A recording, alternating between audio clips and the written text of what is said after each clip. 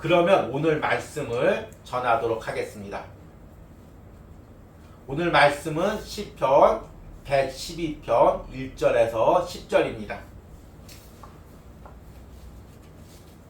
제가 읽도록 하겠습니다. 할렐루야. 여호와를 경외하며 그의 계명을 크게 즐거워하는 자는 복이 있도다. 그의 후손이 땅에서 강성하며 정직한 자들의 후손에게 복이 있으리로다. 부와 재물이 그의 집에 있으며 그의 공의가 영구히 서 있으리로다. 정직한 자들에게는 흑암 중에 빛이 일어나나니 그는 자비롭고 긍휼이 많으며 의로운 이로다. 은혜를 베풀며 꾸어주는 자는 잘되나니 그 일을 정의로 행하리로다. 그는 영원히 흔들리지 아니하며 의인은 영원히 기억되리로다. 그는 흉한 소문을 두려워하지 아니하며 여호와를 의뢰하고 그의 마음을 굳게 정하였도다. 그의 마음이 견고하여 두려워하지 아니할 것이라. 그의 대적들이 받는 보응을 마침내 보리로다. 그가 재물을 흩어 빈궁한 자들에게 주었으니 그의 의가 영구히 있고 그의 뿔이 영광 중에 들리로다. 악인은 이를 보고 한탄하여 이를 갈면서 소멸되리니 악인들의 욕망은 사라지리로다. 아멘. 이제 이번 주에 또 추석 연휴가 있습니다. 또 다음 주까지 이어지죠.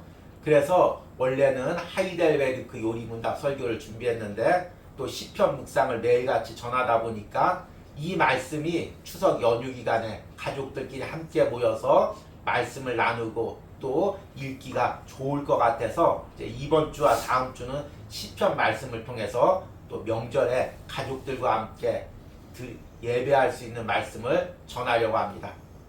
오늘 전할 시편 112편 말씀은 읽기만 해도 참 은혜가 되고 이것을 읽으면서 서로 가족들에게 이 말씀대로 살고 이 말씀에 있는 축복을 받기를 서로 권면하시고 서로 축복해 주시면 좋을 것 같습니다. 제가 어린 시절부터 이제 역사 드라마, 역사 영화를 많이 좋아하고 특별히 이제 장대한 그런 어떤 시대적인 배경 속에 남녀의 애틋한 사랑을 그리는 그런 영화나 소설들을 좋아했습니다. 그래서 예전에 이제 바람과 함께 사라지다 무척 오래된 영화죠. 또 닥터 지버하거나 또 전쟁과 평화라든지 그런 대작 원작을 배경으로 한 이제 그 영화들을 좋아하고 또 그 영화 가운데 있는 남녀 간의 애틋한 사랑을 보고 또 이제 많이 또 위안을 삼고 그랬던 시기가 있었습니다. 근데 최근에 제가 운동을 하다가 잠깐 영상으로 한국 드라마를 봤는데 이런 제 취향과 딱 맞는 드라마가 있었습니다. 아마 여러분들도 잘 아실 것입니다. 연인이라는 드라마입니다. 제가 이 연인이라는 드라마를 우연히 보게 됐는데 보다 보니까 바람과 함께 사라지다. 이 시대적 배경과 또 남녀 간의 그 갈등 구조가 거의 비슷한 것입니다. 나중에 찾아보니까 이 원작자가 이 드라마 작가가 바람과 함께 사라지다를 모티브로 삼아서 이 드라마를 만들었다고 합니다. 그래서 배경이 이제 병자호란 때 남녀가 애틋하게 사랑하지만 또 시대적 상황으로 이제 멀리 떨어져 있을 수밖에 없는 상황을 이제 드라마로 그리고 있습니다. 영상미가 아주 좋아서 보고 있는 동안 진짜 한편의 영화를 보는 듯한 그런 느낌을 받았습니다. 그런데 이제 남자가 청나라에 오랫동안 가 있다가 이제 그 여자를 찾아왔는데 여자는 또 어쩔 수 없는 상황 가운데 다른 남자와 결혼을 하게 되었습니다. 그래서 남자가 이 모든 것 다 내려놓고 나와 함께 도망가자, 멀리 떠나자 이렇게 이야기합니다.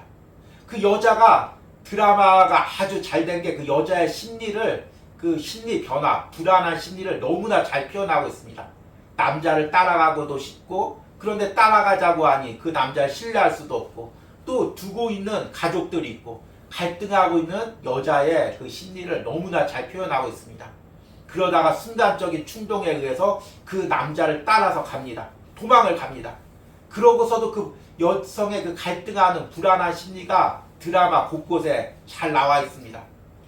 그런데 결국에 마지막 순간에 나루토 앞에서 같이 만나기로 했는데 여자가 나오지 않습니다. 결국에 마지막에는 돌아선 것입니다. 그리고 남자가 혼자 나루토에서 배를 타고 떠나고 여자는 그 나루토 언덕에서 떠나는 남자를 바라보면서 일부 드라마가 끝나고 있습니다. 참 이 장면을 보면서 많은 생각을 하게 되었습니다. 이 여성이 이 남성을 애틋하게 살아가면서도 왜 함께 따라가지 않았을까? 여러 가지 이유가 있죠, 드라마에서는. 그러나 그 여성의 심리 가운데서는 그 남성을 온전히 맡기면서 그 남성에게 따라가고자 하는 신뢰하는 마음이 생기지가 않았던 것입니다. 누군가를 따라가고 누군가에게 내 인생을 맡긴다는 건 그 사람을 온전히 신뢰할 때만 가능한 것입니다. 우리가 결혼할 때도 마찬가지죠. 단순히 애틋이 사랑한다는 그 마음이 아니라 정말 내가 이 남성을, 이 여성을 신뢰할 수 있을 때 결혼하고 내 인생을 맡기는 것입니다. 그래서 이처럼 누군가를 신뢰한다는 건 굉장히 어려우면서도 중요한 것입니다. 그런데 신앙도 마찬가지입니다. 신앙도 어찌 보면 우리가 세상 것을 내려놓고 세상에서 내 방법과 내 수단으로 살던 것 다 내려놓고 주님을 따라가면서 주님께 내 인생을 맡기기로 결단하는 것입니다. 이것이 주님을 신뢰하지 않으면 불가능한 일입니다. 그리고 주님을 따라가기로 결단하면서도 드라마의 여성처럼 우리 안에 계속 갈등이 있습니다. 내가 이런 세상적인 방법들, 세상적인 성공 방법들 내려놓고 주님을 따라가고 주님의 말씀대로 살 때 과연 하나님께서 내 인생 책임져 주실까? 우리 가정 책임져 주실까? 우리 자녀 책임져 주실까? 이런 불안한 마음들이 우리 안에 다 있습니다. 목회자인 저도 그렇고 여러분들도 그렇고 한때는 뜨거운 마음으로 애틋한 마음으로 주님을 따라가려고 하다가도 순간순간 세상 앞에서 과연 내가 여기서 주님을 따라가는 결정을 할 때 주님께서 내 삶을 책임져 주실까? 이런 갈등들이 있습니다. 그리고 그 갈등이 내 신앙을 흔들게 하면 결국에는 주님을 잡은 손을 놓게 됩니다. 아니면 한 손으로는 주님을 잡고 한 손은 세상을 잡으면서 어중간하게 그렇게 신앙생활을 하게 됩니다. 그래서 결국 신앙생활에서 중요한 것은 무엇이냐면 주님을 향한 그 말씀을 향한 신뢰입니다. 내가 주님을 따라갈 때 주님께서 내 인생을 결국에는 책임져 주신다. 내가 주님을 따라가면 우리 가정, 우리 자녀들 주님께서 책임져 주신다. 이 신뢰가 있어야 주님을 따라갑니다. 자녀들에게도 마찬가지입니다. 추석 연휴를 이제 맞이해서 자녀들 만났을 때, 또 친척들을 만났을 때 그들에게 어떤 신앙의 이야기를 해줄 수가 있겠습니까? 먼저 내가 확신이 있어야 됩니다. 주님 따라가면 주님이 내 인생 책임져 주신다. 너희들 인생 책임져 주신다. 이 확신이 있을 때 우리가 이 명절 연휴 때 또 자녀들과 친척들에게 확실하게 주님을 따르는 삶을 말할 수가 있는 것입니다. 그래서 오늘 말씀을 통해서 우리가 말씀 안에 살 때, 주님 안에 살 때 어떤 복을 누리는지 그 확신을 얻으시기를 소망합니다. 오늘 시편 112편은 말씀 안에 사는 자들이 누리는 복을 이야기하고 있습니다.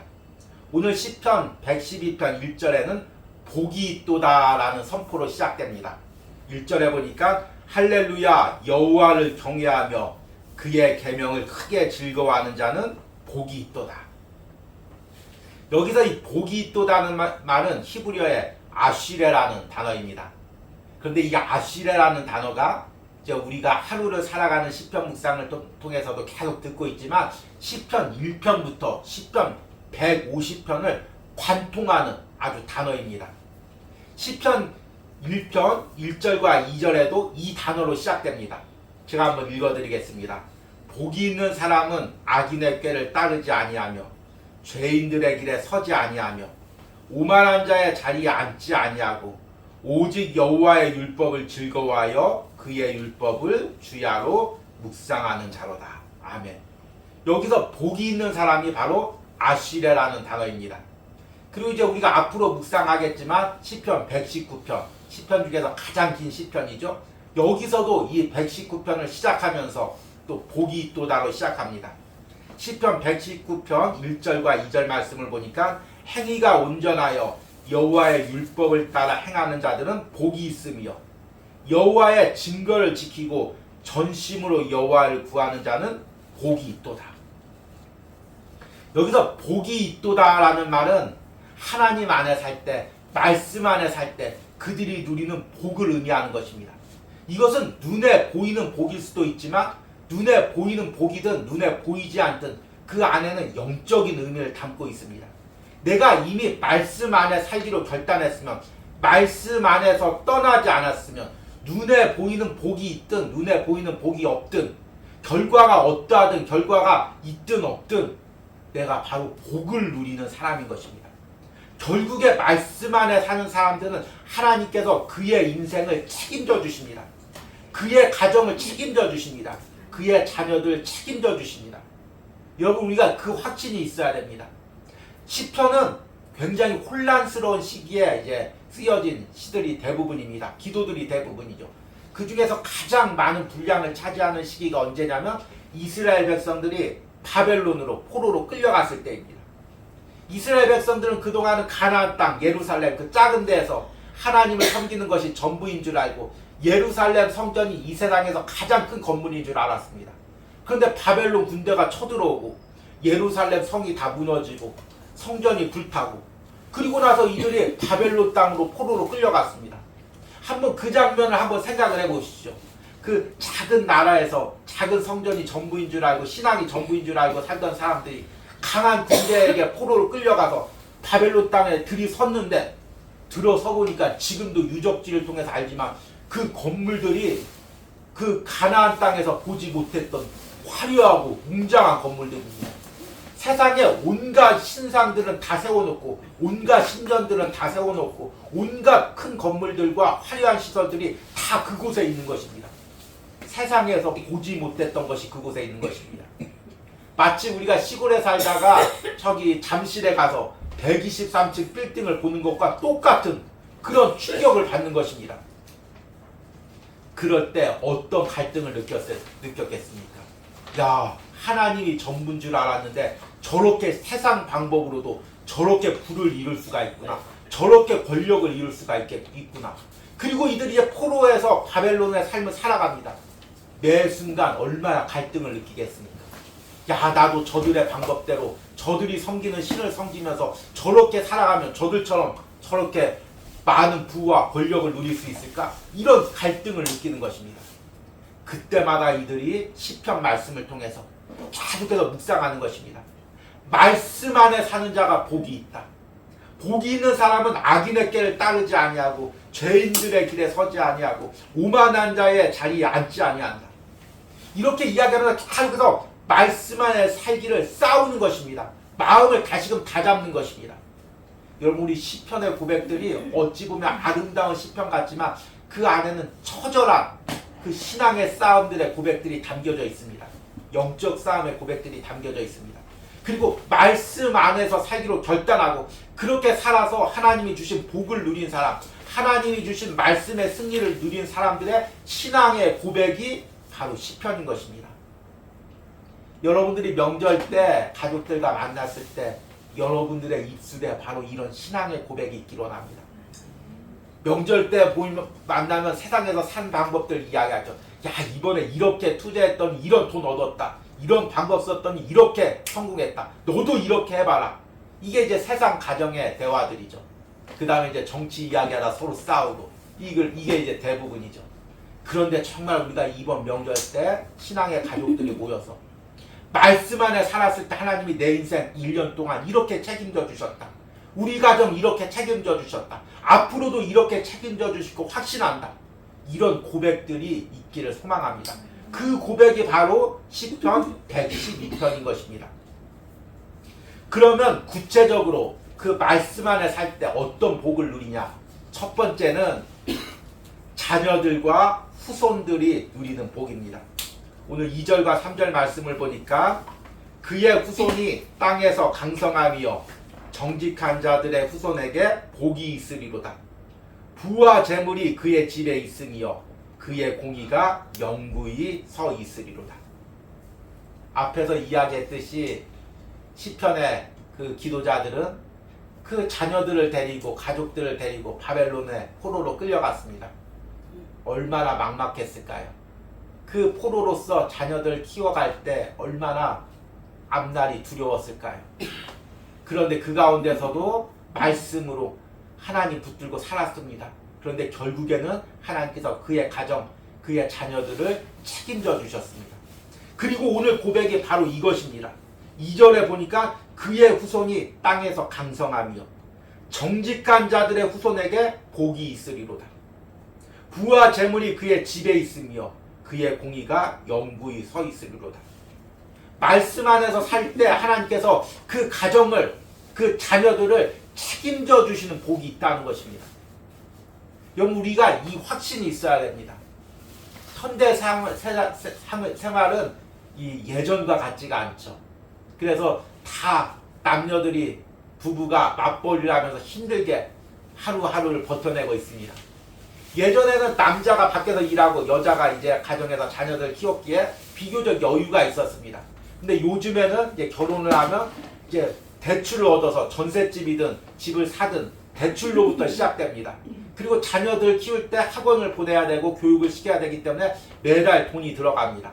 그러니까 부부가 계속해서 쉴 틈 없이 맞벌이를 해도 이게 감당이 안 되는 것입니다. 그러는 사이에 세상 사람들이나 심지어 믿는 사람들 안에도 어떤 마음이 드냐면 우리 가정을 유지하려면 돈이 있어야 된다. 우리 자녀들을 키우려면 돈이 있어야 된다. 이런 마음이 점점 들어가고 있습니다. 물론 가정과 자녀들 키우려면 돈이 있어야죠. 그것을 부정하는 것은 아닙니다. 그런데 돈으로만 가정과 자녀들 키운다면 결국에는 인스턴트 식품을 계속 먹이는 것과 똑같습니다. 당장 여러분들이 하루 세끼 라면 먹고 하루 세끼 인스턴트 식품 먹으면 당장은 살아갈 수가 있죠. 그런데 10년 후, 20년 후 보십시오. 몸이 다 망가집니다. 가정도 마찬가지입니다. 당장은 돈을 주면 자녀들이 공부를 하는 것 같습니다. 당장 필요한 대출금하고 월세를 내는 것 같습니다. 그러나 그 돈으로 살아가면 결국에는 나중에 10년, 20년 되면 가정이 다 갈라지고 피폐해집니다. 자녀들은 부모님이 자신에게 돈을 갖다 줄 의무가 있다고 생각합니다. 그래서 돈을 안 갖다 주면 부모님을 원망하고 또 부모님으로 인정도 안 하고 부부 사이에도 서로 그 물질을 가져다 주지 않으면 남편으로서 아내로서 인정하지 않는 그런 메마른 가정이 되고 영양실조가 걸리는 가정이 되는 것입니다. 그 가정 안에 말씀이 들어가야, 은혜가 들어가야 그 안에 물질로 채워질 수 없는 그 영양이, 영적 영양이 채워지는 것입니다. 그래서 가정이 든든히 서고 후손들이 영구히 서며 그 가정이 믿음 안에서 세워지는 것입니다. 여러분들의 가정이 말씀 안에 살면서 이런 은혜가 있기를 원합니다. 세상 돈으로, 세상 물질로 채울 수 없는 그 은혜와 사랑이 말씀 안에 사는 여러분들 가정 가운데 있기를 간절히 축복합니다. 두 번째는 베풀고 꾸어주는 복입니다. 오늘 4절과 5절 말씀 보니까 정직한 자들에게는 흑암 중에 빛이 일어나나니 그는 자비롭고 긍휼이 많으며 의로운 이로다. 은혜를 베풀며 꾸어주는 자는 잘되나니 그 일을 정의로 행하리로다. 우리가 하나님이 주시는 물질의 복과 내가 인간적인 방법을 노력해서 얻는 물질의 복과 그 차이가 무엇일까요? 현대 기독교인들도 물질의 복을 구합니다. 그런데 그 물질의 복이 내가 노력해서 본 세상의 물질과 어떤 차이가 있는지를 모르는 사람들이 대다수입니다. 세상의 물질은 인간의 노력으로 벌 때 어떻게 버냐면 두 가지가 필요합니다. 하나는 실력이고 하나는 운입니다. 돈을 벌 실력이 있어야 되겠죠. 공부를 잘하든 기술이 있든 아니면 투자 능력이 있든 그 실력이 있어야 돈을 법니다. 그런데 실력만 있어서는 돈을 못 법니다. 뭐가 있어야 되냐면 거기에 운이 맞아 떨어져야 됩니다. 아무리 실력이 있어도 운이 안 맞아서 돈을 못 벌고 실패한 사람들이 많이 있습니다. 그래서 돈을 번 사람들도 스스로 내가 실력이 있지만 운이 잘 맞아 떨어졌다. 이것을 인정합니다. 그러면 어떤 마음이 드냐면 불안한 마음이 들죠. 운으로 돈을 벌었는데 이제 이 운이 닿으면, 운이 안 맞으면 그 돈을 잃어버리게 되는 것입니다. 돈을 못 벌게 되는 것입니다. 그러니까 지금 돈이 있어도 돈을 벌어도 항상 불안한 것입니다. 어디 베풀 여유가 없는 것입니다. 왜냐하면 이 돈이 언제 사라질지 모르고 언제 또 어려운 일 당할지 모르기 때문에 또 돈을 벌기 위해서 인간적 방법을 계속 투자를 해야 되기 때문에 돈이 있어도 항상 이 부족합니다. 그래서 세상에 물질을 얻은 사람들 보면 항상 돈이 없다는 것입니다.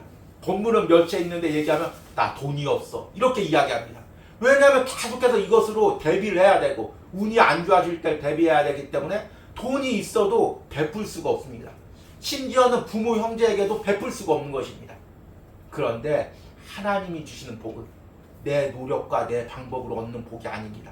하나님이 주신 것입니다. 그래서 하나님이 주셨기에 감사함으로 베풀 수가 있는 것입니다. 이렇게 베풀면 하나님께서 또 부어주십니다. 그 확신으로 넉넉히 베풀 수가 있는 것입니다. 세상 사람들보다 물질은 적을지라도 하나님이 주신 것을 알기에 넉넉히 베풀 수가 있는 것입니다. 9절 말씀을 보니까 그가 재물을 흩어 빈궁한 자들에게 주었으니 그의 의가 영구히 있고 그의 뿔이 영광 중에 들리로다. 물질도 같은 물질이 아닙니다. 하나님이 주신 물질과 세상에서 내 노력으로 번 물질이 똑같은 X라고 해도 그 물질에 담긴 영적인 의미는 틀린 것입니다. 하나님이 주신 물질은 그 안에 영적인 의미가 담겨져 있습니다. 그저 나 혼자 살고 그것으로 또 미래를 투자하라고 주신 것이 아니라 이것을 통해서 섬기고 베풀라고 주신 것입니다. 이것이 바로 하나님의 자녀들이 받는 복입니다. 그래서 하나님께 복을 받은 자녀들은 베푸는 것입니다. 나누어 주는 것입니다. 이런 은혜가 여러분들의 가정 가운데 있길 바랍니다. 마지막으로 말씀 안에 사는 자들이 받는 복은 주님이 주시는 평안을 누리는 복입니다. 참 우리 가운데 세상의 복을 누렸어도 항상 마음이 평안하지 않는 사람들이 있습니다. 수많은 재벌들도 그 자산가들도 항상 마음이 불안합니다. 그래서 어디서 전쟁이 터졌다 무슨 일이 터졌다 하면 마음이 벌써 덜컥 내려앉습니다. 내 투자금 어떻게 되는 거지? 내 사업 어떻게 되는 거지? 항상 쫓기고 불안한 마음입니다. 그런데 하나님 안에 사는 사람은 그 마음에 평안을 주십니다.